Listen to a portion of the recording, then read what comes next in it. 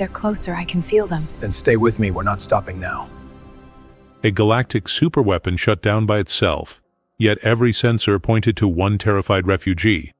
Only a human mechanic stood beside her, claiming he broke nothing, except fate. So tell me, what kind of man turns an empire's doom into a heartbeat? Where are you watching from? And subscribe to join this journey. The story begins now. Eldrin Vi was a planet that groaned. Everything vibrated there.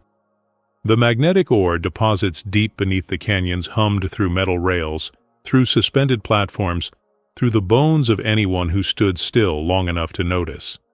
Jax Thorne noticed everything. He crouched in Tunnel 7, 3 kilometers below the main settlement, adjusting a compressor that wheezed like an old man dying. His hands moved with practiced precision, tightening bolts, listening to the metal sing its complaints.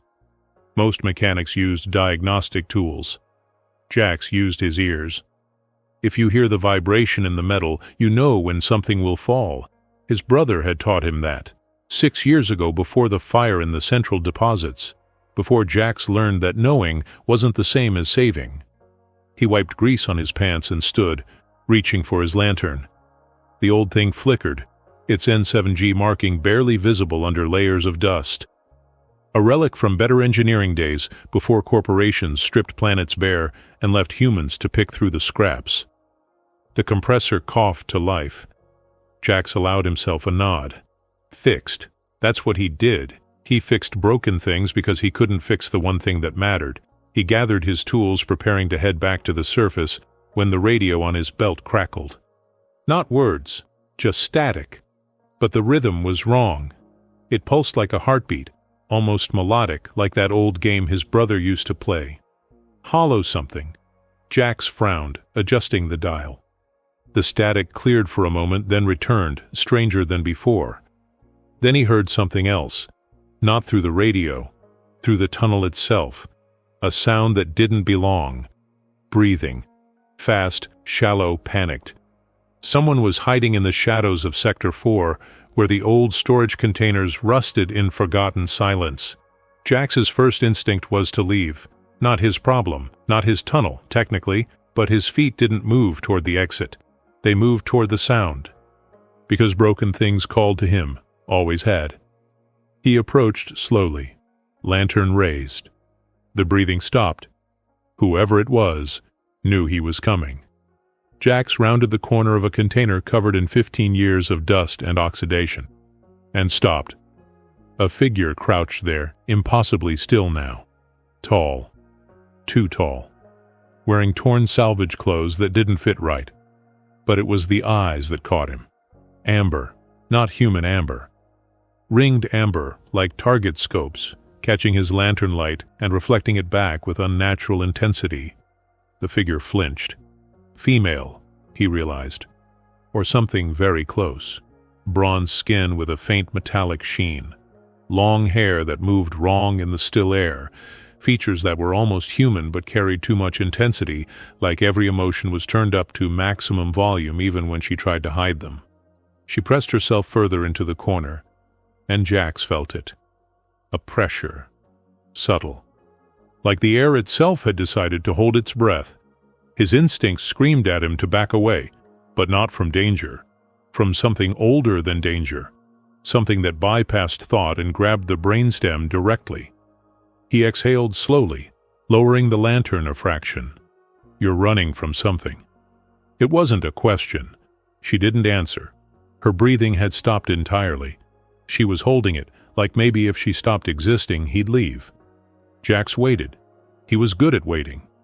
Finally, she spoke. Her voice was rough from disuse but carried an accent he couldn't place. Ancient, maybe. Or just foreign in ways that had nothing to do with geography. From myself. 2 words. They hit harder than any explanation could have. Jax studied her for a long moment. The torn clothes. The way she held herself like she wanted to disappear into the metal itself. The faint tremor in her hands that she couldn't quite control. He lowered the lantern completely. All right. He turned and walked 3 steps back toward his toolkit. Behind him, he heard her shift, confused. "That's it?" she asked. Jax picked up his pack, slinging it over his shoulder. He pulled out a protein bar, tossing it in her direction without looking. It landed near her feet. "Yeah, that's it." He started walking toward the exit, then paused. "Tunnel 7 runs cold at night. You'll need something warmer than those rags if you're staying down here." He didn't wait for her response. Behind him, in the darkness of the forgotten sector, the woman with amber eyes stared at the protein bar like she'd never seen kindness before. Maybe she hadn't. Above them both, in the Settlement Administration building, a security screen flickered. Drones had detected an anomaly in the lower sectors. Heat signature, unregistered. Non-human biosignature detected. The alert was flagged. Forwarded.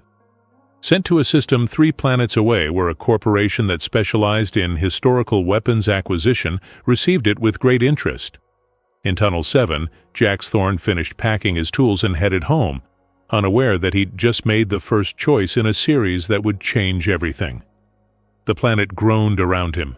Metal sang its warnings, and somewhere in the darkness, a woman who'd been born to conquer worlds tried to remember how to breathe. Jax returned the next night with a thermal blanket and more food. He didn't announce himself, just left the supplies near the container where he'd found her and started working on a nearby ventilation shaft that didn't actually need fixing.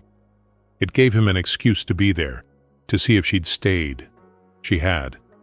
He saw her watching him from the shadows, those amber eyes tracking his every movement. She moved like water, silent and fluid, repositioning herself to keep maximum distance between them while still remaining in the warmer section of the tunnel. "You don't talk much," she said after an hour of silence. "No." "Why are you helping me?" Jax tightened a bolt that was already tight. "Because you need it. That's not a reason." "It's the only one I've got." She shifted, and he felt that pressure again, stronger now, like the tunnel itself was paying attention to her mood. The temperature seemed to drop a fraction, and his pulse quickened for no logical reason. He stopped working. "That thing you do," he said. "Does it hurt?" The pressure vanished instantly. When he looked up, she'd pulled back into the corner, making herself as small as possible. Her hands were shaking. "I'm sorry, I didn't mean to. I don't always control it." Jax set down his wrench and turned to face her properly. Most people would have run. Most people would have called security, reported the anomaly, collected the finder's fee that corporations paid for recovering non-human refugees. He just looked at her. "What's your name?" She blinked, clearly not expecting the question. For a moment she seemed ready to bolt deeper into the tunnels. Then, so quietly he almost didn't hear it. "Malus?" "Jax." He picked up the thermal blanket and walked forward, slowly, until he was close enough to hand it to her directly. She stared at it like it might explode. "It's just a blanket, Malus." She took it with trembling hands. Their fingers didn't touch, but he felt the space between them hum with something electric and alien and afraid. "Why aren't you scared of me?" she asked. "Should I be?" "Everyone else is." Jax considered this. "You're scared of yourself.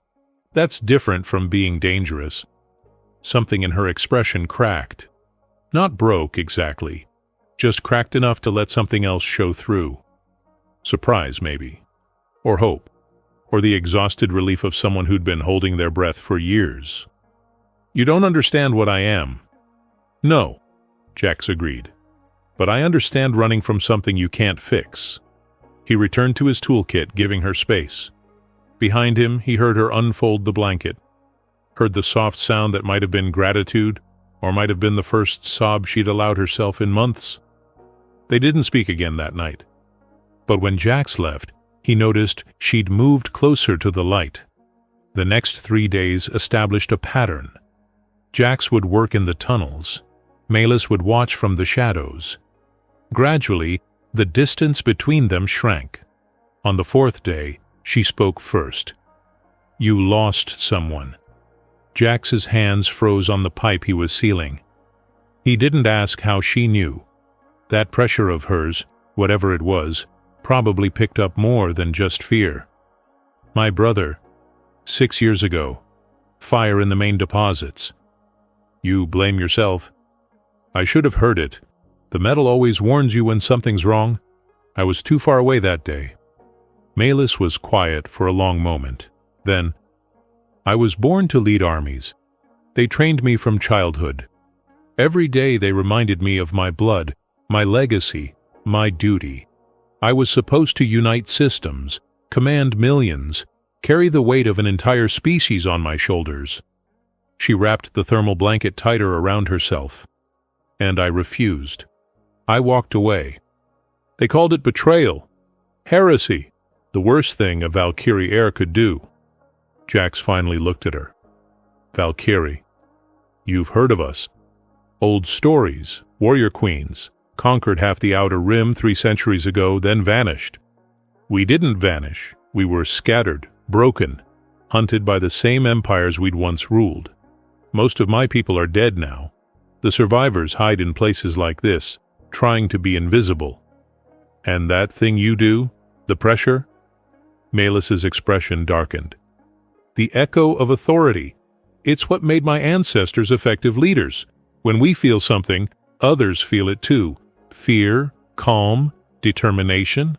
It bypasses conscious thought and reaches instinct directly. So when you're afraid, everyone around you feels it. Yes, and when I sleep, I have nightmares. The whole tunnel system feels them. I've hurt people without meaning to. Caused panics. Accidents. So I learned to stop feeling anything at all. She looked down at her hands. But then I'm not really alive, am I? I'm just existing, waiting, running from myself because if I stop, if I let myself feel, I become dangerous to everyone around me. Jack stood and walked to her. Not fast, not threatening, just steady. He stopped 3 feet away and crouched down to her level. You're not dangerous, Malus. You're afraid. There's a difference. You can't know that. Yeah, I can. Because if you were dangerous, you wouldn't care. You wouldn't be hiding in the dark, starving yourself, trying to disappear. Dangerous people don't run from themselves. They run toward others. For the first time since he'd met her, Malus looked him directly in the eyes. The echo pulsed. Not fear this time. Something else. Something warm and desperate and terribly, heartbreakingly human despite the alien amber of her eyes. Hope. Above them, in the administrative offices, another alert fired. Biosignature confirmed. Classification. Valkyrie. Genetic markers match historical database. Asset confirmed present. Authorization to deploy acquisition team? Granted. In the tunnels below, Jax Thorne made his second choice. Come on, let's get you somewhere safer. Malus stood, still wrapped in the thermal blanket, and followed him deeper into the ghost roots that only mechanics knew existed. Neither of them noticed the maintenance drone high in the corner, its red recording light blinking steadily in the darkness. Jax's home was technically a storage basement connected to his repair shop, but it had a cot, a heating unit, and walls thick enough to muffle sound. More importantly, it was off the grid. No sensors, no surveillance, just metal and silence. Malus stood in the center of the small space, looking lost. It's not much, Jax said, pulling out the cot and unfolding it. It's more than I've had in months. He nodded and moved to the corner where he kept his spare equipment. Among the tools and parts he pulled out an old jacket, heavy canvas, lined with synthetic wool. Here, better than that blanket for moving around. She took it carefully, as if kindness was something fragile that might shatter if handled roughly. Why are you doing this? Her voice was barely a whisper. You don't know me. You don't owe me anything. Jax paused, his hand resting on a toolbox. The question deserved a real answer, even if he didn't have one that made sense. My brother used to say that the metal tells you when something's wrong. Vibrations, patterns. Most people ignore them. But if you listen, really listen, you can hear the difference between stable and about to fall. He looked at her. You sound like you're about to fall, so I'm listening. Malus's eyes widened, those amber rings catching the dim light. For a moment, the echo pulsed warm, grateful, overwhelming. Then she yanked it back, gasping. I'm sorry, I didn't mean to." "It's all right." "No, it's not. This is exactly what I was afraid of. I can't control it around you. You're too kind, and I feel too much, and it just spills out." Jack surprised himself by almost smiling. There are worse things than feeling grateful. She laughed. It was a broken sound, half sob, but real. "You have no idea how long it's been since someone made me feel like it was okay to feel anything." Over the next 3 days, they settled into a careful routine. Jack's worked. Melis tried to help, which usually resulted in her accidentally breaking whatever he'd just fixed. She had strength she didn't know how to measure, and spatial awareness that belonged to someone much smaller than her 1.86-meter frame. On the second day, she snapped a wrench in half trying to loosen a bolt. Jack stared at the broken tool. Melis stared at her hands, horrified. I'm so sorry, I'll pay you back somehow." "How much can you lift?" "What?" "How much weight, approximately?" She hesitated. "I don't know. I was never allowed to test it. They said it was unseemly for an heir to demonstrate physical strength. That's what soldiers did, not leaders." Jax picked up a metal beam that usually required 2 people to move. "Try this." Maëlys lifted it with one hand. Easily. "Huh," Jack said. "That's useful." For the first time since he'd met her, Maëlys smiled. Not much. Just a slight curve at the corner of her mouth, but real. "I've never heard someone call my strength useful before. Usually it's terrifying or inappropriate." "It's metal. Metal doesn't care about appropriate. It cares about leverage and force. You've got plenty of both." That night, as Jax worked at his desk updating maintenance logs and carefully avoiding any mention of his guest, he heard Melis's breathing change. Faster. Shallower. He looked up. She was asleep on the cot, still wearing his jacket, but her face had gone tight with distress. Then the temperature dropped. Not gradually. Instantly. Like someone had opened an airlock to space. Jax felt his pulse spike. His hands went cold. The instinctive part of his brain screamed, "Run!" but he couldn't move. Fear had frozen him solid. The echo. This wasn't her fear bleeding through. This was her nightmare, and it was powerful enough to reach into reality and make everyone nearby experience it. Melis thrashed on the cot, a soft cry escaping her lips. "No! Please! I didn't mean to!" "I didn't."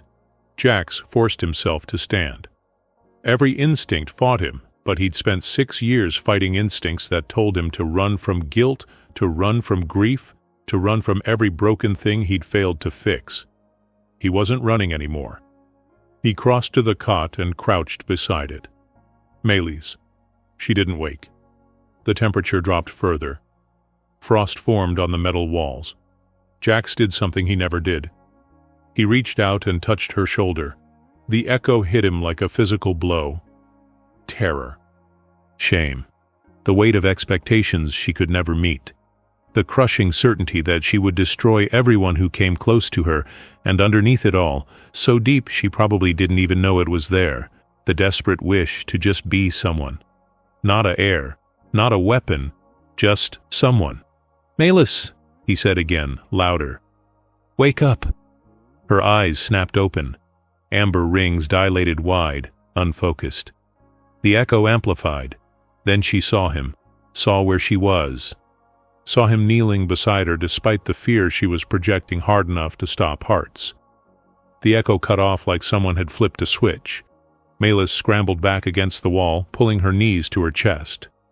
I'm sorry. You shouldn't have done that. I could have hurt you. I could have stopped your heart. I've done it before by accident. I've killed people in my sleep. That's why I stopped sleeping. That's why I can't ever stop running." She was crying now. Full, gasping sobs.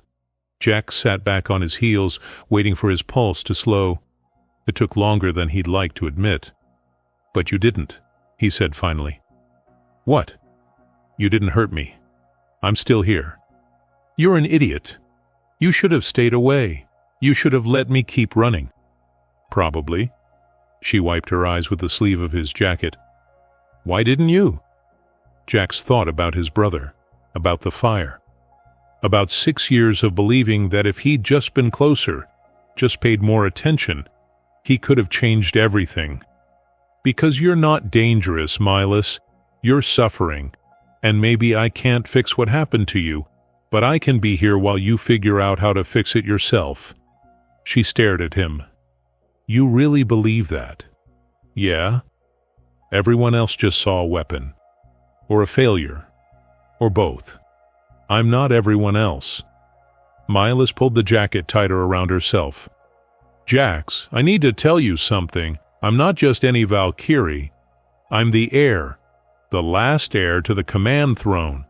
My family ruled 17 systems before the collapse. If the wrong people find out I'm here, they won't just take me. They'll use me. Or they'll kill me to prevent someone else from using me. Jax processed this. So we need to get you off planet. There's nowhere to go. Everywhere has corporate security. Everywhere has sensors. The ghost routes might hide me for a while, but eventually someone will notice. Someone always notices. Then we'll figure it out. That's what mechanics do. We solve problems. This isn't a problem you can solve with a wrench, Jax. No, but it's still a problem. And problems have solutions. We just have to find the right one. Miles looked at him like he'd just suggested defying physics. Maybe he had. You're serious? Always am. She laughed again. Still broken, but less so. You're going to get yourself killed helping me. Maybe, but I'm not leaving you to face this alone. For the first time since fleeing her homeworld, Miles felt something she'd thought was gone forever. She felt like maybe, just maybe, she had a choice. In the administrative building above, a transmission finished uploading to the Helion Extraction Corporation's private server. Subject confirmed. High-value asset. Historical biological weapon. Recommend immediate retrieval. Team dispatched. ETA, 72 hours. In the basement below, Jax pulled out an old map his brother had left behind. Strange markings covered it. Paths through the tunnels that supposedly didn't exist. Ghost routes, he said. My brother knew all of them. Miles leaned over his shoulder. Despite everything, despite the fear and exhaustion and impossibility of it all, she felt something else now. Hope. And for a woman who'd been born to conquer worlds, hope was the most dangerous weapon of all. The ghost routes weren't on any official map. They were old, from when Eldrin 5 had been a colony instead of a corporate holding, when people had built things to last instead of building things to profit. Jax led Miles through passages that predated modern sensors, where the metal hummed with different frequencies that confused tracking systems.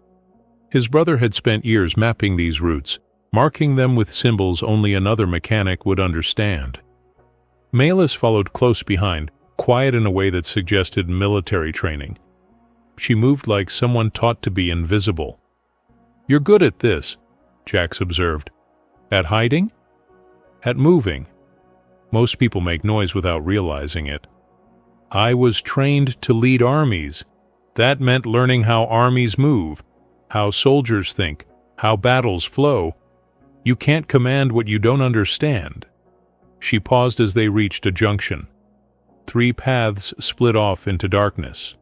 The problem was I understood it too well. I understood that every order I gave would send people to die. That every strategy I designed would leave families broken. And I couldn't. I just couldn't carry that weight.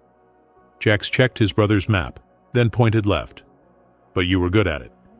The best. That's what made it worse. I had a gift for war. For reading terrain, predicting movements, understanding weak points. They said I was born for it. But you didn't want to be. No.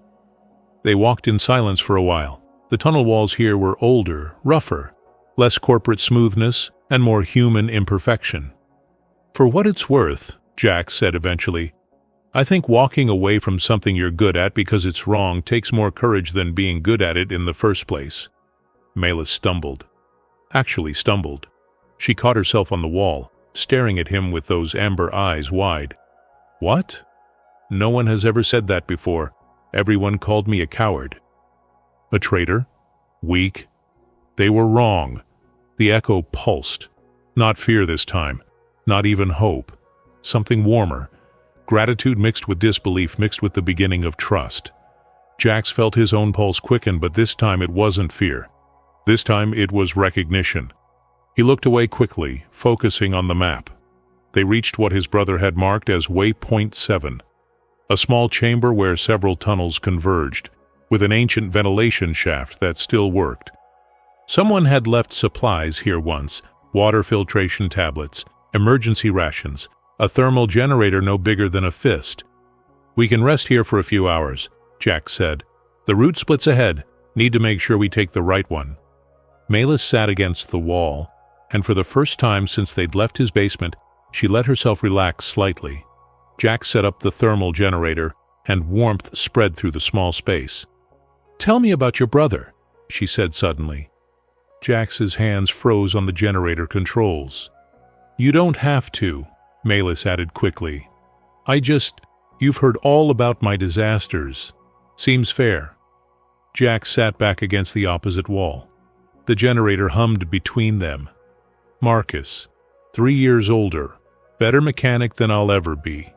He could listen to metal and tell you not just what was wrong, but why it went wrong, how to prevent it from happening again, and usually 3 other things that weren't wrong yet, but would be within a week. He pulled out his lantern, the N7G marking catching the light. This was his, stupid marking, from some old game he loved, said it reminded him that exploration meant accepting the unknown. What happened? Fire in the central deposits. Something in the oxygen recyclers failed. Warning alarms triggered, but they were intermittent. Marcus went down to investigate. I was 2 sectors away, finishing a different job. Jax's voice went flat. The explosion happened 12 minutes later. By the time I got there, half the sector was gone. They found him near the main valve. He'd managed to shut off the oxygen flow, prevent the fire from spreading to residential, saved 300 people. But you couldn't save him. I should have heard it. The metal always warns you. The vibrations would have been wrong hours before the failure. But I was too far away, too focused on my own work. I've spent 6 years hearing every vibration in every tunnel on this planet, trying to make sure I never miss another warning. Melis was quiet for a long moment. Then, "You know that's impossible." "I know. And you know it wasn't your fault. Knowing and believing are different things." She nodded slowly. "I know that feeling. Everyone told me I was wrong to refuse the throne, that it was my duty, my destiny, my purpose. I knew they were wrong, but I couldn't make myself believe it." Past tense? What? You said couldn't. Past tense. Melis blinked, considered. I guess meeting someone who thinks my biggest failure is actually courage changes perspective. They looked at each other across the warm space. The echo pulsed again. This time, Jax recognized it for what it was. Connection. Real, mutual human connection despite the impossibility of it. "We should keep moving," he said, standing perhaps more quickly than necessary. "The deeper routes are harder to navigate at night." Melis stood too, pulling his jacket tighter. "Jax? Yeah? Thank you for listening, for seeing me as more than just a failed heir or a weapon. You're neither of those things. Then what am I?" Jax thought about it, really thought about it. Someone who chose kindness over power. That makes you rare, worth protecting. The echo flared, warm and bright and almost painful in its intensity. Then Melis turned away, heading deeper into the tunnels. But Jax saw her wipe her eyes. They traveled for another hour before reaching the waypoint marked on the map as Old Harbor. The passage opened into a larger chamber, clearly artificial, clearly very old, and clearly Valkyrie. The architecture was unmistakable, curved walls that seemed to flow like frozen water, inlays of metal that caught light and amplified it, and in the center, a console that still glowed faintly, powered by something that had lasted centuries.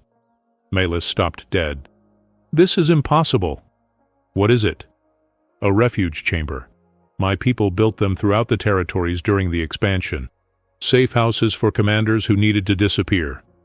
She approached the console carefully, as if it might bite. Her fingers traced symbols that Jax couldn't read. "There are records here. Names. Other Valkyrie who refused their titles. Others who ran." Her voice cracked. "I'm not alone. I was never alone. There were others who chose differently." Jack stood beside her, looking at names in a language he didn't understand, but he understood what they meant to her. Validation. Proof that her choice wasn't weakness or failure or cowardice. Proof that she was simply human in all the ways that mattered. Malus. She turned to him, tears streaming down her face, and for the first time she wasn't trying to hold back the echo. It washed over him. Grief and relief and joy and fear all tangled together, the full spectrum of emotion that she'd been suppressing for so long. And Jax didn't flinch. He just stood there, letting her feel everything, letting the echo pulse through the chamber like a heartbeat that had finally found its rhythm. "You don't have to be what they made you," he said. "You get to choose who you are." Malus grabbed his hand, held it tight. The echo steadied, focused, became something sharp and clear and undeniable. "Then I choose this," she whispered. "I choose to stop running. I choose to stay." Above them, 3 sectors away, old Mechanic Chen watched his monitors flicker. He'd seen the girl, seen her eyes, seen the way young Jax looked at her. He'd also seen the corporate drones getting more aggressive in their sweep patterns. Chen was old enough to remember when Eldrin V had been free. Old enough to know what corporations did to rare things they wanted to own. He picked up his comm unit. "Hey kids, if you can hear this, they're coming. 72 hours became 48. You've got maybe a day before they lock down the whole sector." He paused. "Marcus would be proud of you, Jax. Whatever you're doing, however impossible it seems, he'd be proud." Chen shut off the comm and went to prepare. In the ancient Valkyrie chamber, Jax and Malus heard the message. They looked at each other. 48 hours, Malus said. "Then we make them count," Jax replied. They gathered what data they could from the refugee chamber and kept moving deeper into the ghost routes. Behind them, the ancient console flickered one last time before going dark. But in its memory banks, it recorded 2 names. 2 people who chose connection over safety. 2 people who refused to let the galaxy tell them who they had to be.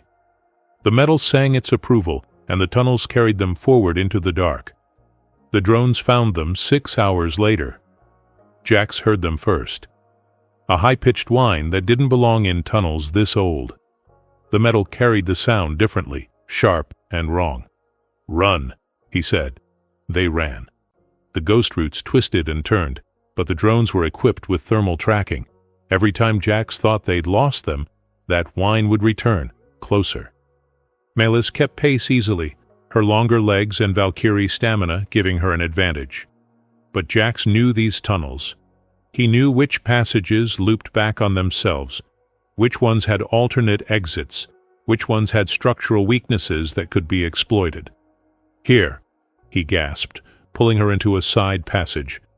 It dead-ended in an old maintenance junction, pipes and wiring everywhere. "We're trapped," Malus said. "No, we're thinking." Jax's eyes scanned the junction. The drones used thermal tracking. Thermal meant heat signatures. Heat signatures came from bodies, but also from machinery. He started pulling panels off the wall, exposing the power conduits underneath. Old systems, redundant, but still carrying charge. "What are you doing?" "Making noise." He grabbed wires, twisted them together in ways that would make any safety inspector cry, and routed them through the metal framework of the junction. The pipes began to heat up, fast, too fast, dangerously fast. The thermal signature of the junction spiked. Jax grabbed Malus's hand. "When I say run, you run. Don't look back. Don't stop." Jax, this is going to explode. Not explode. Overload. There's a difference. Is there? The whine of the drones grew louder. 3 of them converged on the junction, sensors locked onto the massive heat signature. Now, Jack said. They ran. Behind them, the junction overloaded, not an explosion, a cascade. The pipes burst, releasing superheated steam and coolant in a cloud that completely masked any thermal reading for 100 meters in every direction. The drones lost them.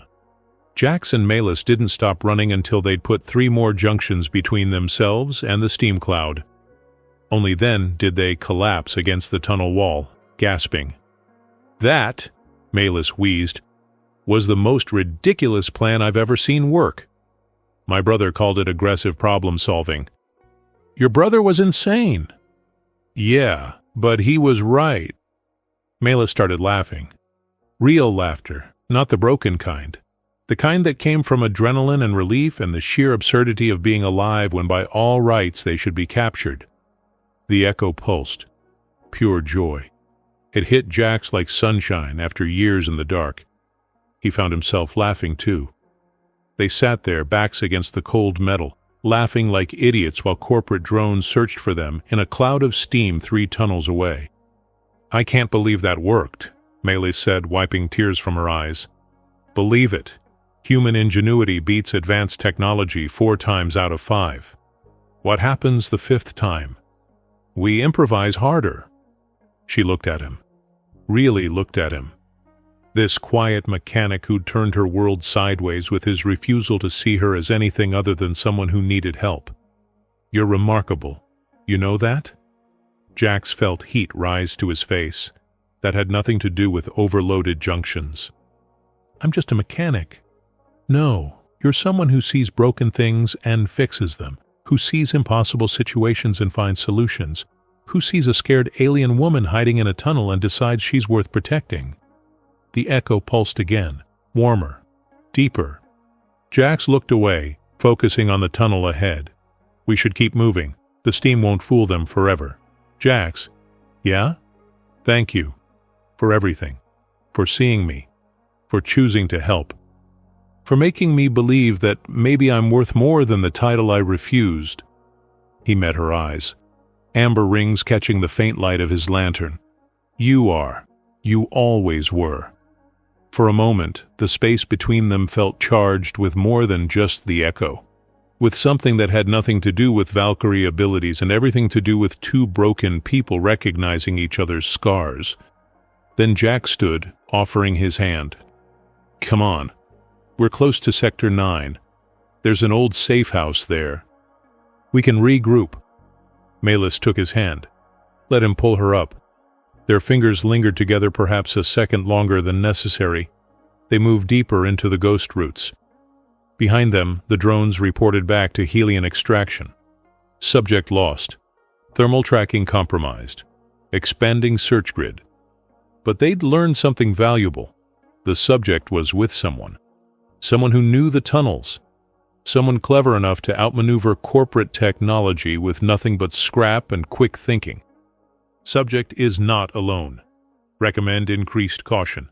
The corporation adjusted its plans, sent more drones, better scanners, and activated their ground team ahead of schedule. In the tunnels below, Jax and Malus reached Sector 9. The safe house was exactly where the map said it would be. A small room with basic supplies, a working door lock, and most importantly, shielding that blocked most tracking systems. They collapsed onto the floor, exhausted. We made it, Malus said.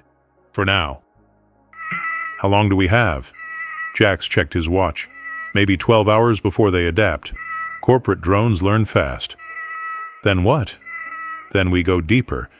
The oldest part of the ghost roots leads to the surface on the far side of the planet. It's a 3-day journey, but if we can reach it, we can get you off-world. Malus was quiet. And what about you? What about me?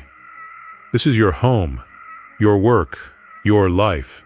If you help me escape, the corporation will know you were involved. They'll blacklist you. You'll never work as a mechanic again. Jack shrugged. There are other planets, other tunnels that need fixing. You'd give up everything for someone you just met? He looked at her, really looked at her. This woman who'd been born to conquer worlds and chose kindness instead. This person who carried the weight of an entire species' expectations and walked away because it was wrong.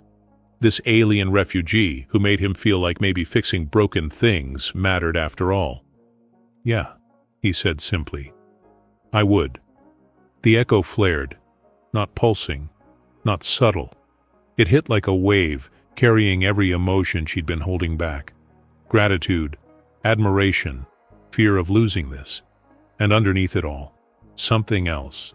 Something she probably didn't even recognize yet. Something that felt a lot like falling. Jax felt his breath catch. The echo made it impossible to lie, impossible to hide. He felt what she felt. Felt her recognizing what he'd been trying not to acknowledge. Malus. I know. I'm sorry, I'll control it. That's not what I was going to say. She looked up, those amber eyes wide and vulnerable and terrified. What were you going to say? Jax opened his mouth, closed it, opened it again. Then the alarm sounded. Emergency alert. Sector-wide lockdown initiated. All tunnels sealed. They'd run out of time. The victory of escaping the drones had been temporary. The corporation had anticipated their next move. They'd been herded, guided. Led exactly where Helion Extraction wanted them, trapped in a safe house with no exits except directly into corporate custody. Jax pulled out his brother's map, searching frantically for another route. Any route. Malus stood, her face going hard. The military commander she'd been trained to be emerged for the first time since he'd met her. How many exits does this room have? 1. The main door. Structural weaknesses? None. It's designed to be defensible. Then we defend it. In Malus, there are dozens of them. We're 2 people with no weapons and no backup. She looked at him. The echo steadied, became sharp, focused. The presence of someone who'd been born to lead armies and had finally found something worth fighting for. Then we're going to have to be very, very clever. Outside the safe house, corporate soldiers began assembling. Inside, a mechanic and a banished heir prepared to fight impossible odds. And in that moment, surrounded by metal and desperation and the warmth of connection neither of them wanted to lose, they made their stand. Not because they could win, but because some things were worth losing for. The voice that came through the comm system was professional, corporate, cold. Mylis Kor, last heir of the Valkyrie command throne. You are classified as a historical asset under Section 7 of the Genetic Preservation Act. Surrender yourself and your companion will be released unharmed. Jax looked at Malus. Last heir? I told you I was important. I didn't tell you I was the last. What happens if they catch you? They'll use me. The echo of authority isn't just a Valkyrie trait. It's the Valkyrie trait. The thing that let us conquer 17 systems. With me, they could create a genetic program, breed more like me, build an army that could control populations through pure emotional resonance. She laughed bitterly. Or they'll kill me to prevent someone else from doing exactly that. Either way, I'm not a person to them, I'm a resource. The comm crackled again. You have 60 seconds to respond. Jax was already moving, pulling panels, checking systems, looking for anything they could use. The safe house had been built to withstand siege, but it wasn't meant to hold forever. There, Malus said, pointing to a section of the wall. That pattern. I've seen it before. Jax looked. Barely visible under decades of dust, Valkyrie symbols. Malus touched them. The symbols glowed. A section of the wall shifted, revealing a hidden passage. An escape route, Jax breathed. No, a choice. The symbols formed words in the old language. Malus translated, the path of command requires sacrifice. The path of self requires abandonment. Choose wisely, heir who fled. Inside the hidden passage, they found a small chamber. And in that chamber, more records. Holograms activated, showing Valkyrie history that had been carefully hidden. The truth about what the Command Throne really was. "It's not just a title," Malus whispered, watching the holograms. "It's a genetic lock. Only a living heir can activate the ancient Valkyrie weapon systems, dreadnoughts that could level planets, technology that made the old empires surrender without firing a shot. And if there's no heir, then the systems stay dormant, useless. The power dies with the bloodline." Jax understood. "That's why you ran. It wasn't just refusing leadership. It was refusing to be the key that unlocks genocide. Yes. If I die, the weapons die with me. The Valkyrie threat dies with me. No one can resurrect that empire. No one can use those weapons. The galaxy becomes safer by my absence. But the corporations don't know that. No. They think I'm valuable alive. They think they can extract information or genetics or control. They don't understand that the security protocols are absolute. The weapons only activate for someone who accepts the throne willingly, someone who takes the burden of command knowing what it means." She turned to him and he saw tears on her face. "That's why I had to refuse. Because I knew what accepting meant. I knew I was good at war. I knew I could win.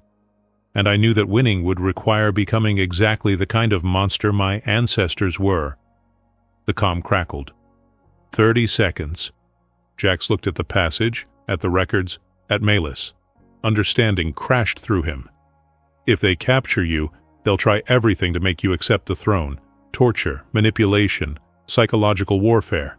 Yes. And if you die, then it's over. The bloodline ends. The weapons stay dormant.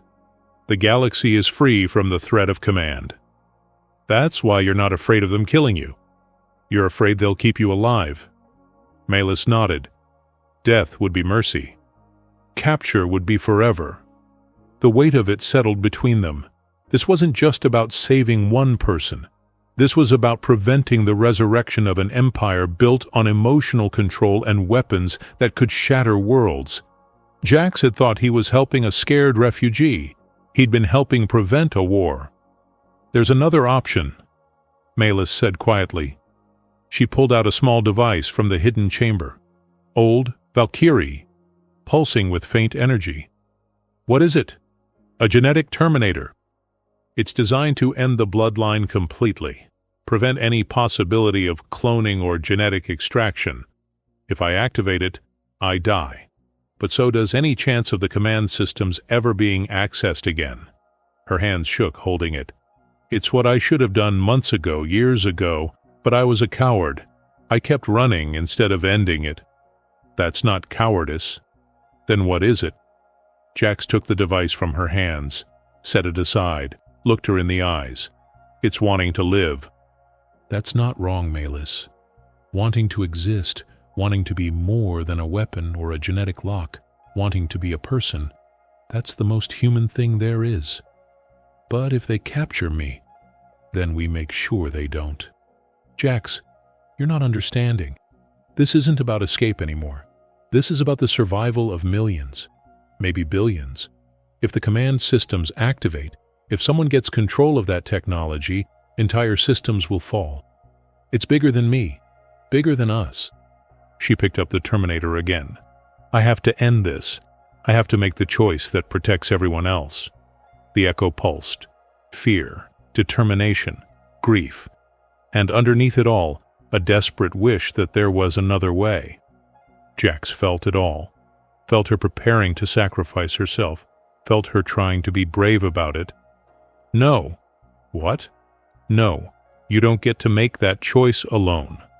It's my bloodline, my burden, and my choice to stand with you." He grabbed his brother's map, spreading it out. "Look, this passage connects to the old surface route, 3 days of hard travel. But at the end, there's a transport hub. Small, mostly used for salvage, but ships dock there. If we can reach it. Jax, they'll follow us. They'll never stop following. Then we make them lose the trail. We go where they can't follow." "Where?" He pointed to a section of the map marked in red. "The dead zone. Old mining sector that collapsed 80 years ago. Unstable. Dangerous. Company policy forbids entry. Too risky, even for them. So we die there instead of here. Or we survive there long enough to reach the transport hub on the other side. Malus looked at him. At this stubborn mechanic who refused to accept impossible choices, who kept finding third options where none should exist. Why won't you let me do the noble thing? Because the noble thing is surviving long enough to live the life you chose, not the one they forced on you. You didn't refuse the throne just to die in a tunnel. You refused it to be yourself. So be yourself. Be Maelis. Be the person who chose kindness over power. Live that choice instead of dying for it. The echo flared. Everything she'd been holding back. Hope and fear and something else. Something that made his heart race and his breath catch. I don't want to die, Jax. Then don't. But if they catch me, they won't. You can't promise that. No? But I can promise I'll fight to my last breath to make sure they don't. And I can promise that you're worth fighting for, not because of your bloodline or your throne or your weapons, because you're Malus, because you chose to be kind, because you're exactly the person the galaxy needs more of. She grabbed his hand, held it tight. If we do this, if we run instead of ending it, and if I'm captured anyway, promise me something. What? Promise me you'll use that Terminator. Promise me you won't let them turn me into a weapon. Jax looked at the device, at her, at the impossible choice she was trying to share. I promise. She nodded, took a shaky breath. Then let's run. One more time. Into the dead zone.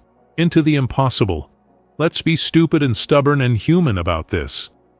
That's the spirit. The comm crackled one last time. Time's up. We're coming in. Jax and Malus grabbed what they could carry and ran into the hidden passage. Behind them, the safe house door exploded inward. Corporate soldiers poured in, weapons ready. They found an empty room and a passage leading into the depths. One soldier noticed the dust disturbed near the hidden entrance.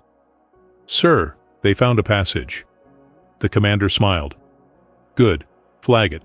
Let them run. The dead zone is a dead end anyway. Either they die in there or they come out where we're waiting. Either way, we get the air. In the tunnels, Jax and Malus ran toward the most dangerous part of Eldrin Phi. Toward collapsed sectors and unstable ground and metal that sang warnings of imminent death. They ran toward the impossible because some choices weren't between life and death. Some choices were between dying on your terms or living on someone else's. And they'd both chosen to live. The dead zone earned its name. Collapsed tunnels. Unstable metal that groaned with every step. Air that tasted of rust and desperation. The walls here remembered violence, remembered the mining accident that had killed 300 workers and bankrupted the original colony. Jax led them through carefully, testing each surface before trusting it with weight. His brother's map marked the safest routes, but safe was relative in a place where gravity and structural integrity were suggestions rather than rules. They'd been traveling for 6 hours when Malus stopped. I can't do this. Jax turned. She was standing in the middle of the passage, trembling, not from fear of the tunnels, from something deeper. Can't do what? This. All of this. Letting you risk everything for me.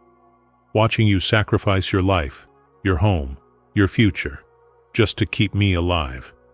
I can't carry that weight, Jax. I can't be responsible for destroying another person. The echo pulsed. Raw, uncontrolled, the full force of her guilt and self-hatred washing through the unstable tunnel. Metal groaned. Dust fell. The dead zone reacted to emotional resonance the way it reacted to everything else. Badly. Malus, you need to calm down. I need to leave. I need to go back. I need to end this before you get hurt because of me. No. Yes. This is exactly what I was afraid of. This is exactly why I ran in the first place. Because everyone who gets close to me suffers. Everyone who tries to help me ends up destroyed. It's what I do, Jax. It's what I've always done. She backed away from him, toward a side passage that led deeper into the dead zone. "I'm not letting you do this. You don't have a choice." "The hell I don't." He moved to block her path. She tried to go around. He grabbed her arm. The echo exploded. Every fear, every nightmare, every moment of self-loathing and guilt and certainty that she destroyed everything she touched. It hit him like a physical blow, dropped him to his knees, made his vision blur with the weight of emotions that weren't his, but felt like drowning anyway. Malus wrenched away, horrified. See? See what I do? I hurt people just by existing. This is why I have to end it. This is why— Shut up. She froze. Jax had never raised his voice before. Never. He was the quiet one, the steady one, the one who fixed things calmly and efficiently. But he wasn't calm now. He stood swaying slightly and walked toward her. She backed away. He kept coming. "You want to know why your echo hurts? You want to know why it feels like drowning? Because I'm toxic. Because I'm dangerous. Because you hate yourself so much it bleeds into everyone around you. That's the echo, Malus. It's not some cosmic punishment. It's not proof that you're broken or evil or dangerous. It's just you, amplified. And if you spent half as much energy learning to love yourself as you do hating yourself, maybe that echo would feel different." She stared at him. "You don't understand." "No, you don't understand. You've spent so long running from what you are, from what you were born to be, that you forgot you could choose what to become. You're not your bloodline. You're not your title. You're not even your power. You're Malus, the woman who chose kindness over conquest, who walked away from power because it was wrong, who cares so much about not hurting people that you'd rather die than risk it." His voice cracked. "And I've spent 6 years doing the exact same thing, hating myself for not saving my brother, isolating myself because if I don't get close to anyone, I can't fail them. Running from every emotion because emotions are messy and complicated, and they hurt." He took another step toward her. She didn't back away this time. "But you know what I learned in the last week? I learned that running from yourself doesn't fix anything. It just makes you lonely and tired, and so convinced that you're poison that you forget you could be medicine instead." Tears streamed down Malus's face. The echo pulsed. Not fear now. Grief. "I don't know how to stop hating what I am." "Then start with what you're not. You're not a weapon. You're not a failure. You're not responsible for every bad thing that's happened to you or around you. You're just someone who's trying, someone who's fighting, someone who deserves to live without being defined by a throne they never wanted. But if I'm captured, then we'll deal with it. Together, with the Terminator if we have to. But you don't get to make that choice in advance. You don't get to kill yourself preemptively just because you're afraid of what might happen." Malus's legs gave out. She collapsed against the tunnel wall, sliding down until she was sitting on the unstable floor. "I'm so tired, Jax. I'm so tired of running. I'm so tired of being afraid. I'm so tired of feeling like I'm one mistake away from destroying everything." He sat beside her, not touching, just present. "Then stop running. Stay. Fight. Let yourself be helped instead of trying to protect everyone by destroying yourself." "What if I can't?" "Then I'll carry you until you can." She looked at him, those amber eyes red from crying. "Why? Why do you care so much about keeping me alive?" Jax was quiet for a long time. The tunnel groaned around them. Metal sang warnings. The dead zone reminded them that they were in the most dangerous place on the planet. And still, this felt like the safest moment either of them had experienced in years. "Because," he said finally, 6 years ago, I lost someone I loved because I wasn't close enough to hear the warnings. And every day since, I've been listening for disasters I couldn't prevent, fixing things I couldn't save, trying to make up for one failure by never failing again." He met her eyes. "But you're not a failure. You're not something that needs fixing. You're just someone who needs to be seen. Really seen. Not as a heir or a weapon or a threat. Just as Malus. And maybe that's selfish. Maybe I'm keeping you alive because losing you would feel like losing my brother all over again.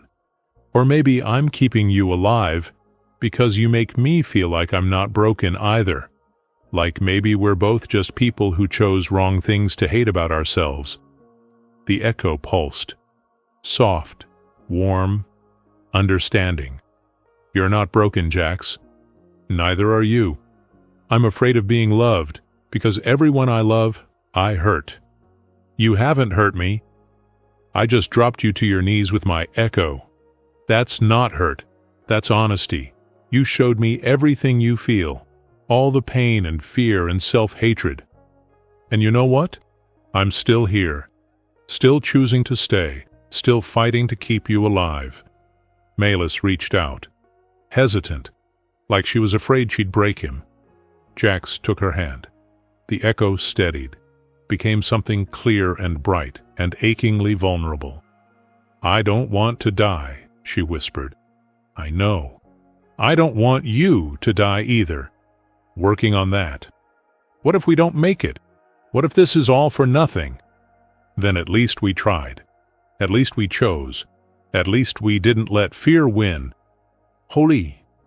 They sat there in the dead zone, in the most dangerous place on the planet, holding hands like it was the most natural thing in the world. Above them, structural sensors detected emotional resonance. The echo was affecting the metal, stabilizing it, calming the vibrations that usually preceded collapse. For the first time in 80 years, the dead zone stopped groaning. It listened. And in that moment of absolute vulnerability, with fear and hope and desperate connection all tangled together, Malus made a choice. She chose to stay, to fight, to live. She chose Jax. In the corporate command center, the team leader frowned at his monitors. The dead zone is stabilizing, seismic activity dropping, structural integrity improving. How is that possible? Unknown, sir, but it's centered around their location. It's like something is calming the instability. The commander understood. The echo. The air wasn't just running, she was changing the environment around her. Double the teams. I want her alive. Whatever she's doing, whatever she's becoming, we need to capture it. In the dead zone, Jax helped Malus stand. Can you keep going? She nodded. With you. I can keep going with you. They moved deeper into the tunnels, toward the transport hub, toward escape, toward a future that might actually exist. Behind them, old mechanic Chen activated the last part of his plan. He'd been saving it for the right moment, for when it mattered most. He triggered the emergency beacon, not to the corporations, to the old miners, to the people who remembered when Eldrin 5 was free, to the ones who still believed that some things were worth protecting. The message was simple. They're going after Jax's girl, the one who makes the metal sing. Help them, or lose what little freedom we have left. In settlements across the planet, people who'd been quiet for too long started making noise. The hunt was about to get complicated. The old miners came first, 3 of them, waiting at a junction that shouldn't have been accessible. They wore salvage gear and carried the kind of tools that doubled as weapons if necessary. They looked at Jax, then at Malus, then back at Jax. Chen sent word, the oldest one said. His name was Marcus, same as Jax's brother. Different person. Same stubborn loyalty to people over profits. Said you were in trouble. Said you needed a way out. We don't want to drag anyone else into this, Jax said. Too late. You think the corporations don't already know we're connected? They know Chen trained you. They know we all worked with your brother. We're already compromised just by association. He gestured to the 2 miners with him. Senna here is a demo expert. Knows how to make passages appear and disappear. Rake is a systems hacker. Used to work corporate until they decided ethics were optional. Rake grinned. Turns out I disagree. Why are you helping? Malus asked quietly. Marcus looked at her, really looked at her. At the alien features, the amber eyes, the way she held herself like someone who'd forgotten they deserved space. Because Chen says you make the metal sing. Says you stabilize the dead zone just by being there. Says you and Jax here are proof that caring about people is stronger than caring about profit. He shrugged. And because we're tired.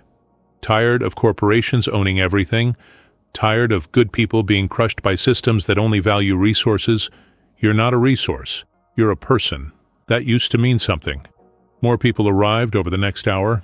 Engineers, mechanics, a few security personnel who'd quit rather than enforce corporate policy.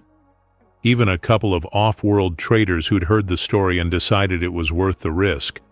By the time they reached the staging point near the transport hub, there were 23 of them. 23 people who'd decided that Jax and Melis mattered more than safety. The transport hub was still 2 days away, but the corporate teams were converging. They had hours, maybe less. The group gathered in an old assembly chamber. Senna projected a holomap. Here's the problem. 3 corporate teams between us and the hub. Heavy weapons, scan blockers, professional soldiers trained for asset acquisition. What's asset acquisition? Someone asked. Fancy way of saying kidnapping. Rake pulled up another display. And here's the worst problem. They've locked down the hub itself. No ships in or out without corporate clearance. Even if we get there, we can't leave. So we're trapped, Melis said. Not trapped, Marcus corrected. Inconvenienced. Jack studied the map. The transport hub has emergency protocols. If there's a structural failure, an environmental hazard, any threat to personnel safety, all ships are required to evacuate immediately. Corporate clearance gets overridden. You want to fake an emergency? I want to create one. Melis looked at him. Jax, that's ridiculous? Impossible? Slightly insane? I was going to say brilliant. Senna laughed. I can rig a structural cascade, make it look like the hub is about to collapse. But it takes time. Precision. Someone needs to get me to the hub's foundation supports. I can do that, Rake said. Hack the patrol schedules, create blind spots, get you in and out. What about the soldiers between here and there? Someone asked. Marcus grinned. It wasn't a kind expression. We keep them busy. The plan took shape. Complicated, ridiculous, relying on perfect timing and luck, and the assumption that human chaos could outmaneuver corporate efficiency. In other words, exactly the kind of plan that shouldn't work, but just might. There's one more thing, Melis said quietly. Everyone turned to look at her. If this fails, if I'm captured, you need to know what you're protecting. She explained. All of it. The command throne, the weapon systems, the genetic lock. The reason the corporations wanted her alive. So, you're not just a refugee, Marcus said slowly. You're a living key to weapons that could conquer star systems. Yes. And if they get you, they might be able to access those weapons. Maybe. I don't know. The protocols are complex, but I can't risk it. She pulled out the genetic terminator, showed them. If I'm captured, someone needs to use this. It ends the bloodline, permanently. No cloning, no genetic extraction. The weapons stay locked forever. The room went quiet. That's asking a lot, Senna said. I know, but it's bigger than me. It's about preventing another empire built on control and fear. Jax stepped forward. I already promised, if it comes to that, I'll do it. Melis looked at him. The echo pulsed. Gratitude and grief tangled together. I don't want you to have to make that choice. Then we make sure I don't have to. Marcus stood. All right, we've got a plan. We've got motivation. We've got 23 people who are too stubborn to know better. Let's do this. They moved out in groups. Senna and Rake headed for the hub. Marcus took a team to intercept the first corporate unit.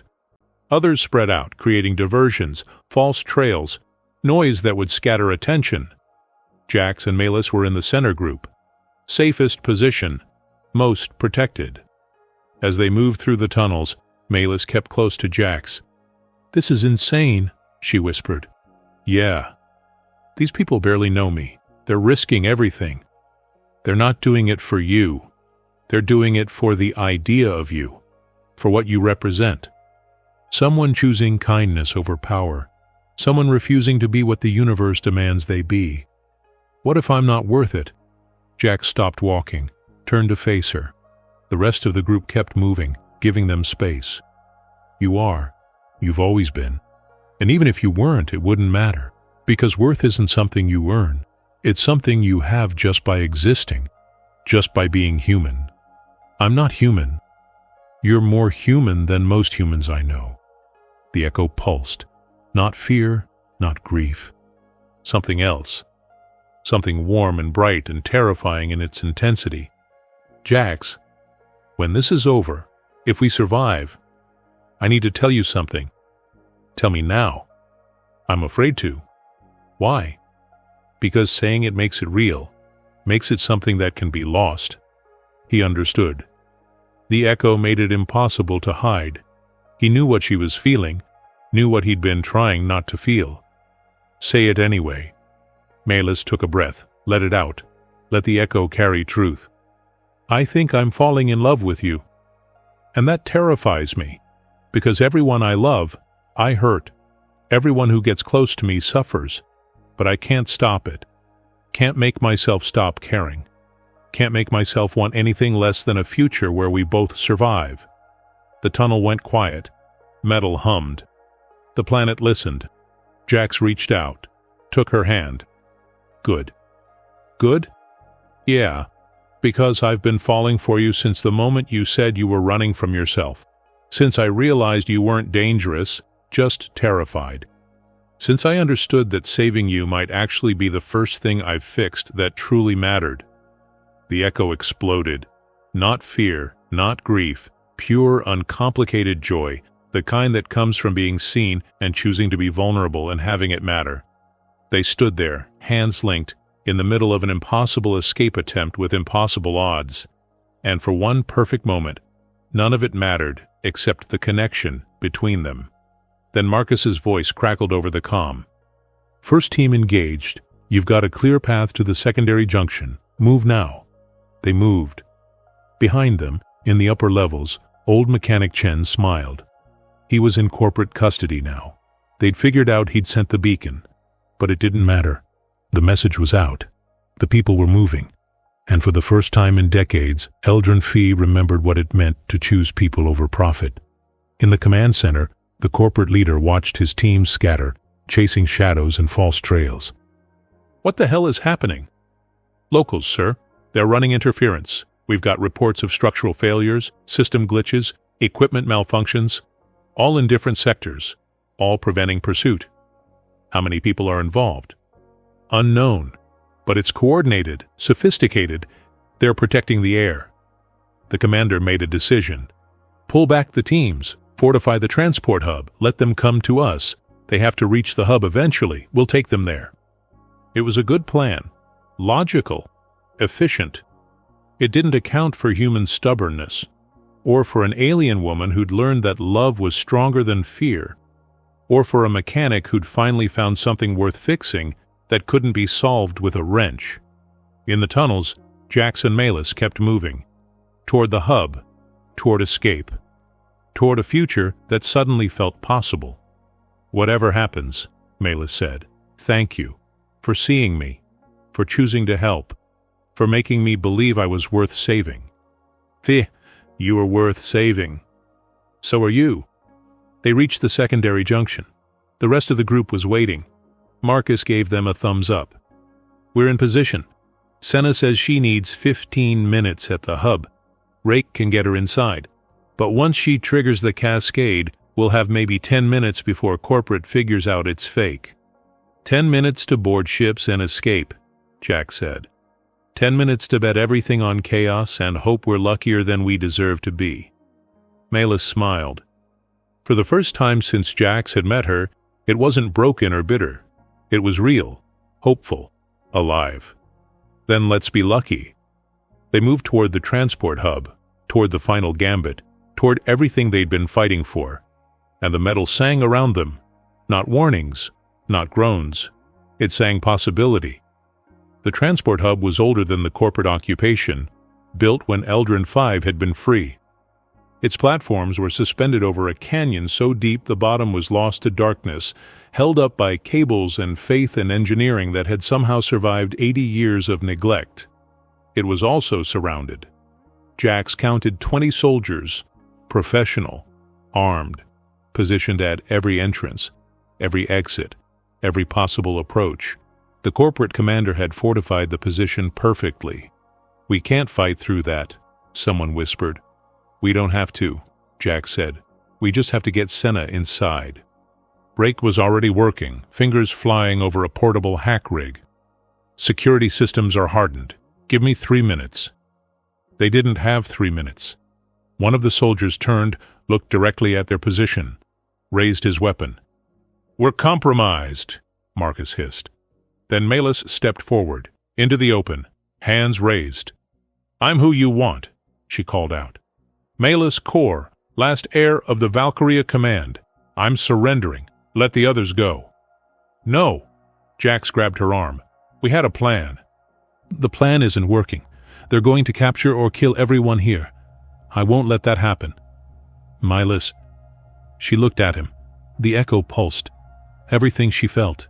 Fear, love, determination, grief, and underneath it all, the terrible certainty that this was the only way. "I love you," she said. "That's why I'm doing this. Because loving you taught me that some things are worth protecting, even if it costs everything." She pulled away from him and walked toward the soldiers. The corporate commander stepped forward. "Smart choice. Come quietly, and your friends can leave." "Your word?" "My word." Malus kept walking, every step taking her closer to capture, closer to becoming a weapon, closer to everything she'd been running from.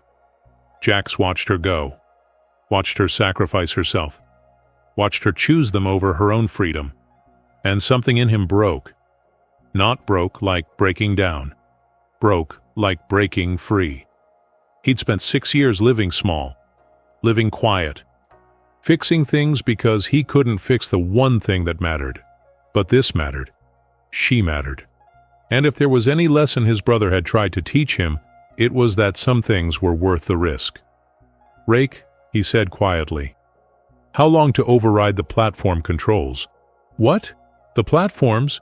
Maybe 30 seconds, but do it." "Jax, what are you—" "Trust me."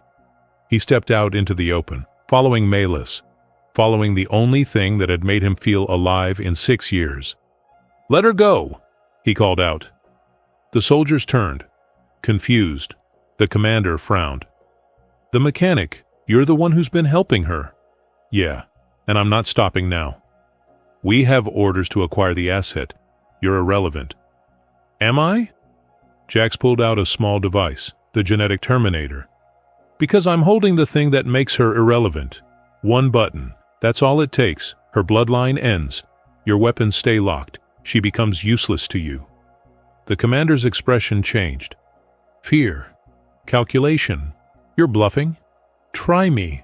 Malus stopped walking, turned. "Jax, no, don't do this." "Why not? You were willing to die to protect everyone else. Why can't I do the same for you?" "Because I need you alive. I need you to be okay. I need—" Her voice broke. The echo exploded outward. Everything she'd been holding back. Love and fear and desperate hope and the terrible understanding that Jax was about to sacrifice himself the same way she'd been trying to do. It hit everyone. Soldiers froze. The commander stumbled. Marcus and his team felt it like a wave of pure emotion that bypassed thought and grabbed hearts directly. And the platform responded. The old cables, the ancient metal, the structure that had survived 8 decades of neglect. It all resonated with the echo, with emotion so powerful it changed physics. The platforms began to stabilize, to strengthen. Metal that should have been brittle became flexible. Cables that should have snapped held firm. The structural integrity improved in seconds. Jax felt it. Felt the metal sing. Felt the vibrations change from warnings to affirmations. "Now, Rake!" The platform controls overrode. Emergency protocols triggered. Every ship in the hub received the evacuation order. Chaos erupted. Ships powered up. People ran. Soldiers tried to maintain position, but the evacuation protocol was absolute. Even corporate authority couldn't override planetary safety measures. In the confusion, Marcus and his team moved, grabbed Melis, pulled her toward the nearest ship. But the corporate commander wasn't done. He raised his weapon, aimed not at Melis, at Jax. "If I can't have the heir, no one gets to have her, starting with you." He fired. Time slowed. Jax saw the shot coming, saw Melis scream, saw the impossible distance between them. Then Melis moved. Valkyrie speed, Valkyrie strength. She'd been holding back for so long, trying to be small, trying to be invisible, but love had a way of burning through self-imposed limitations. She crossed the distance in seconds, grabbed Jax, threw herself between him and the shot. The energy bolt hit her in the shoulder. She went down hard. The echo exploded. Not fear, not pain, pure, concentrated will, the kind that came from someone who'd finally found something worth fighting for. Someone who'd learned that strength wasn't about conquest. It was about choosing what to protect. Every soldier on the platform felt it, felt the absolute certainty that this woman would burn the world rather than lose what she'd found. Felt the presence of someone who'd been born to command armies and had finally discovered what command really meant. They backed away.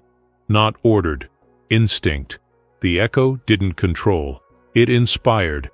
And what it inspired was respect. Jax caught her, held her. Blood spread across her shoulder. "You idiot," he gasped. "Why did you do that?" "Because you taught me that love is worth the risk, that some things matter more than survival, that being human means choosing connection even when it costs everything." She coughed. The wound was bad, not fatal, but bad. The commander recovered, raised his weapon again. "Both of you then." Melis closed her eyes.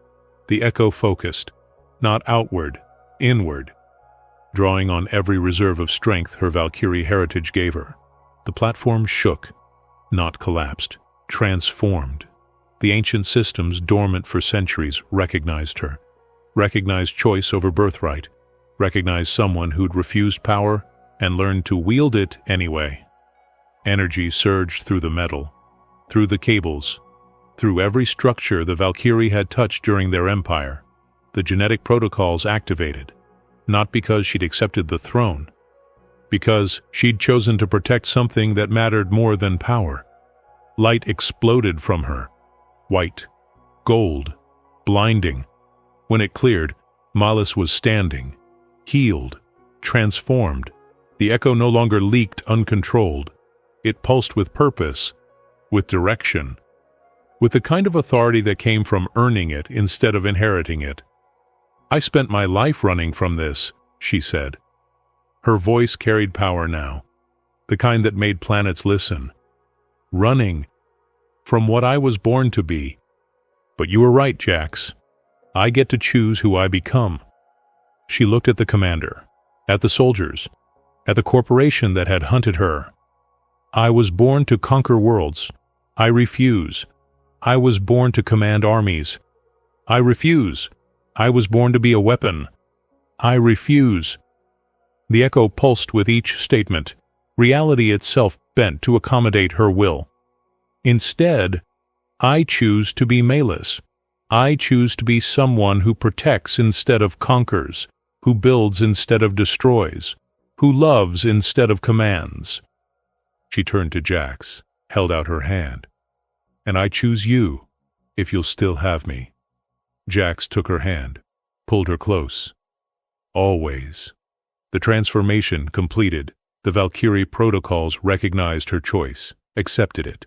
The weapon systems she'd been running from shut down permanently. Not because she'd activated them, because she'd rejected them in the one way the protocols couldn't override, by choosing love over power. The genetic lock dissolved, the threat ended. She was still Valkyrie, still powerful, but now the power was hers, chosen, earned, not inherited. The corporate commander lowered his weapon. "What did you do?" I broke your toy. The weapons are gone. The command systems are offline. I'm not an asset anymore. I'm just a person. The corporation won't accept this. They don't have a choice. Marcus and the others moved forward, surrounded Jax and Milas, a circle of protection made of stubborn humans who decided that caring was stronger than profit. You've got two options, Marcus said to the commander. You can try to fight your way through all of us, capture someone who's no longer valuable to you, and probably die in the process. Or you can walk away, report that the asset was neutralized, claim the victory, move on. The commander looked at Milas, at Jax, at the group of miners and mechanics and off-world traders who'd decided to make a stand. He made the smart choice. Pull back, mission complete, asset neutralized. His soldiers hesitated, then obeyed.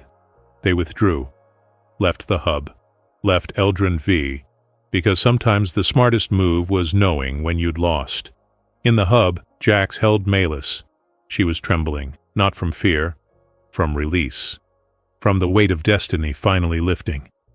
"It's over," she whispered. "It's really over."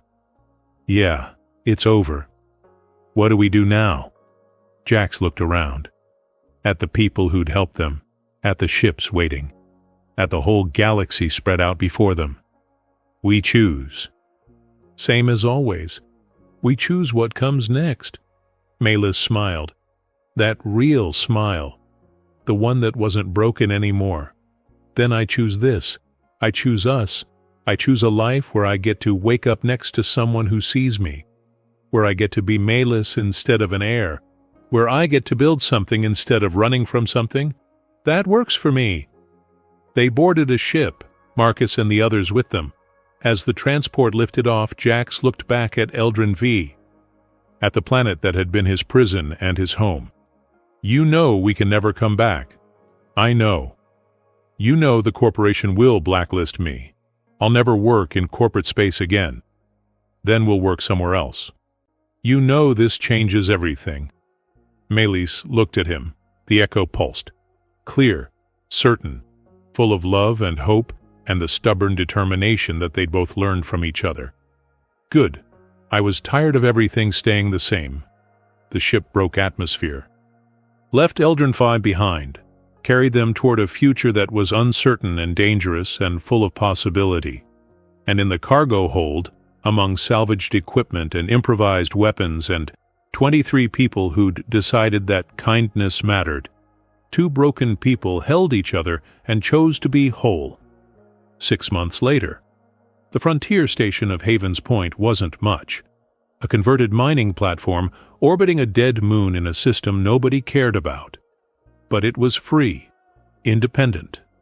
The kind of place where people asked what you could do, not where you came from. Jax stood in the repair bay working on a compressor that wheezed exactly like the ones on Eldrin V. Some things were universal: broken equipment, the smell of grease, the hum of metal that needed attention. His hands moved with the same precision they always had, but now when he listened to the vibrations, he didn't just hear warnings, he heard possibilities. "You're doing it again," a voice said behind him. He turned. Milas leaned against the door frame, wearing practical work clothes and a smile that still made his heart skip. Her shoulder had healed completely. The echo was under control now. She could project when she wanted, keep it contained when she didn't. She'd learned that power wasn't about control. It was about choice. Doing what? That thing where you get lost in the work, where you forget the rest of the universe exists. It's meditative. It's obsessive. Can it be both? She walked over, stood beside him. Their routine now. Comfortable, built over 6 months of learning how to be together without running. "Marcus sent word," she said. "The station council approved our expansion proposal. We can start building the new wing next week." Havens Point had grown. Word spread about the station that welcomed refugees.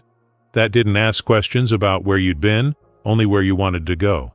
People came, brought their skills, built something together.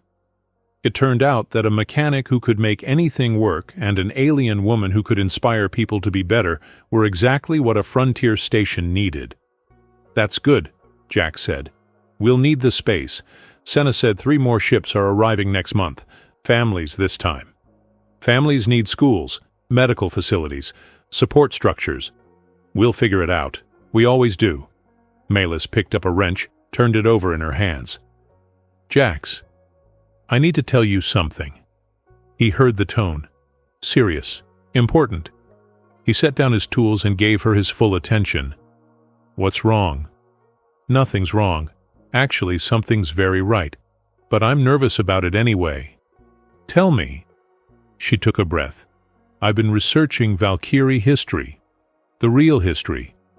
Not the propaganda about conquest, but the parts they didn't talk about. Before we were warriors, we were builders, mediators. We had this gift for understanding emotion, for reading what people needed, for bringing groups together. That sounds like you. That's the point. I've been running from being Valkyrie for so long, I forgot there were good parts. Parts I can choose to embrace." She looked at him. "I want to use the Echo properly, not to control people, but to help them. I've been working with some of the refugees, ones with trauma. The Echo lets me understand what they're feeling, show them they're not alone in it. It's like therapy, but deeper." Jack smiled. "That's remarkable. You're not worried I'm embracing too much of my heritage." "You're not embracing heritage. You're choosing what to keep and what to leave behind. That's exactly what you should be doing." She set down the wrench. "There's more. The Valkyrie weren't the only ones. There were other species out there, other bloodlines with unique abilities. Most of them went into hiding during the wars, but I've been finding them, or they've been finding me. Finding you. Word spreads about a Valkyrie heir who rejected her throne, about someone who proved that you can be powerful without being a weapon. They're curious. Some of them are scared. All of them are tired of hiding." She pulled up a holo display, showed him faces.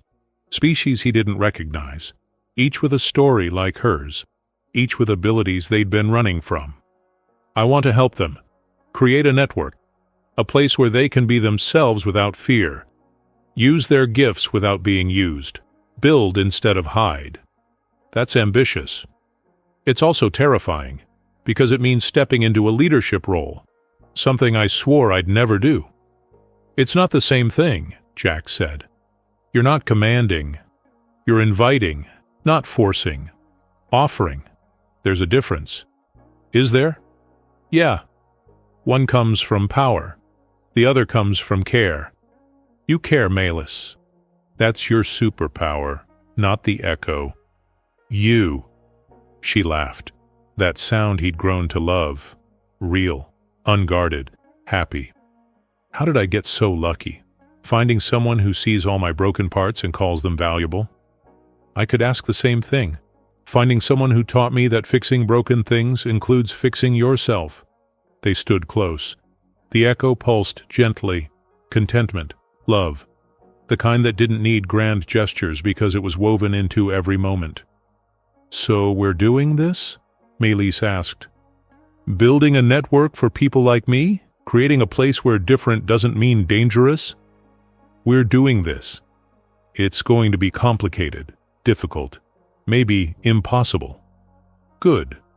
I was getting bored with simple problems anyway." She kissed him, soft, certain, full of promise. When she pulled back, her eyes were bright. "I love you, Jax Thorne. My stubborn, brilliant, impossible mechanic who refuses to accept defeat. I love you too, Melis Core. My brave, powerful, remarkable woman who chose kindness over conquest." The comm system beeped. Marcus's voice crackled through. "Hate to interrupt whatever you two are doing in there, but we've got incoming. Ship broadcasting Valkyrie identification codes. They're asking for Melis."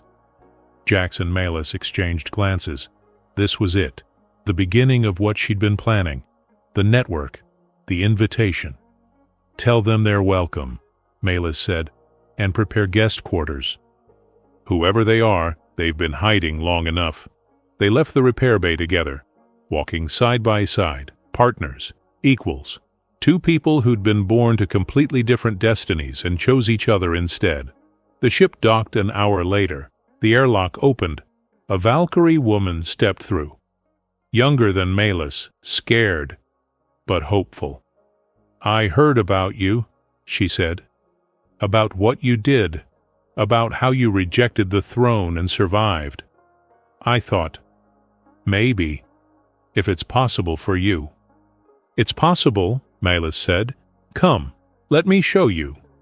They walked through Haven's Point, through corridors filled with different species working together, through common areas where children played regardless of how many arms or eyes they had, through a community built on the radical idea that everyone deserved safety. The young Valkyrie started crying. "I didn't know places like this existed." "They didn't," Jax said. "We built it. One stubborn choice at a time." That night Jax found Malus on the observation deck. She was watching the stars, thinking, planning, dreaming. He stood beside her. "You know this is going to get bigger," he said. "More people will come. More species. More complications." "I know. You know the corporations will notice eventually. They don't like things they can't control." "I know. You know this peaceful life we've built is about to get very chaotic." "I know. And you're okay with that?" She turned to him. The echo pulsed, clear, certain, full of everything she was and everything she chose to be. "I spent my entire life running from responsibility, from power, from the fear that I'd become exactly what they wanted me to be. But you taught me something important." "What's that?" "That running from destiny is just another way of letting it control you. Real freedom is choosing your own destiny, building it deliberately, one stubborn decision at a time." She gestured to Haven's Point, to the station they'd built, to the network they were creating, to the future spreading out before them like an unexplored frontier. "This is my destiny, not conquest, not command. This, building places where people can be themselves, creating communities based on care instead of control, using everything I am, everything I was born to be, in service of something better. That's a pretty good destiny. I learned from the best, from a mechanic who saw broken things and fixed them, who saw a scared alien woman and chose to help, who taught me that humanity's greatest strength isn't technology or weapons or power. What is it? The stubborn refusal to give up on people, the illogical decision to care even when caring costs everything, the beautiful, terrible, wonderful habit of choosing connection over safety. That's humanity. That's what makes you remarkable." She took his hand. "And that's what I want to be. Not fully human, never that. But human in the ways that matter, in the ways you taught me." Jax pulled her close. They stood there, watching the stars, planning impossible dreams, believing in futures that shouldn't exist. On Eldrin Phi, old mechanic Chen heard about Haven's Point, about what Jax and Malus were building. He smiled and filed a formal complaint with the corporate office about working conditions. It was a small act of rebellion, but small acts added up. All across the frontier, people heard the story. About a mechanic and an alien woman who proved that caring was stronger than control, that stubborn compassion could change the galaxy, that sometimes the greatest victory wasn't conquest, it was choosing who to be, and fighting to make that choice matter. In the observation deck, Malus whispered, "Thank you for seeing me, for saving me, for teaching me that I was worth saving." "You saved yourself," Jack said. "I just reminded you it was possible." "We saved each other." "Yeah, we did." Another ship appeared on the sensors, then another. Word was spreading faster than they'd anticipated. People were coming, refugees, outcasts, those who'd been hiding their whole lives.